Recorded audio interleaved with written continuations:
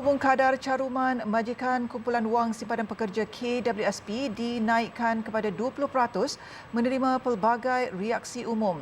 Menurut pengasas HR Consultancy Ahmad Shakir Sharum, beliau secara dasarnya bersetuju jika objektif cadangan itu bertujuan menambah tabungan dalam KWSP. Namun ia perlu dilihat secara menyeluruh dan memerlukan kaedah yang lebih mampan.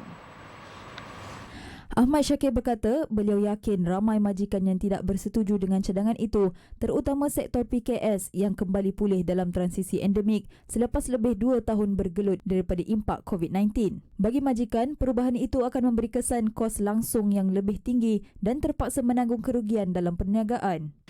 Tapi pandangan saya secara peribadi, saya rasa kita kena pandang dari sudut yang lebih besar sebenarnya.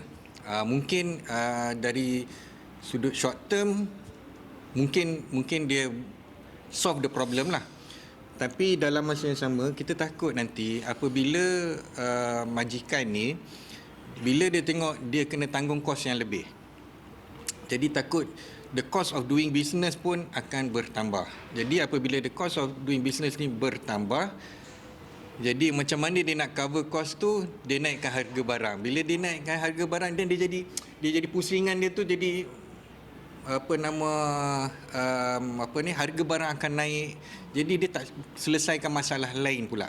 Ahmad Syakir berpandangan kerajaan perlu menyelesaikan beberapa isu yang berbangkit pada masa ini. Antaranya, isu majikan yang tidak membuat caruman kepada pekerja selain gagal melunaskan gaji minima pekerja meskipun perkara itu sudah diwartakan. Menurutnya, beliau menerima rungutan daripada sesetengah pekerja yang meluahkan majikan mereka tidak membuat caruman KWSP sedangkan gaji sudah ditolak.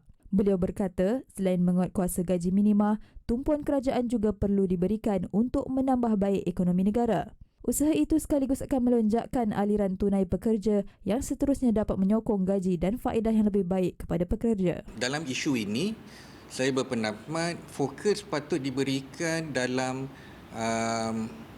memperbaiki ataupun menaikkan ekonomi kita. Kena ada boost ekonomi kita supaya apabila ekonomi kita bertambah baik, majikan akan dapat menawarkan pakej upah yang lebih kompetitif. Jadi bila pakej upah ni dia lebih kompetitif, of course kita punya EPF semua pun akan naik secara automatik. Jelas beliau, sekiranya majikan patuh dan tidak culas kepada pembayaran KWSP pekerja, ia akan menaikkan dana tabungan KWSP mereka. Walaupun impaknya nampak perlahan, namun kaedah itu dilihat lebih lestari dan mampan.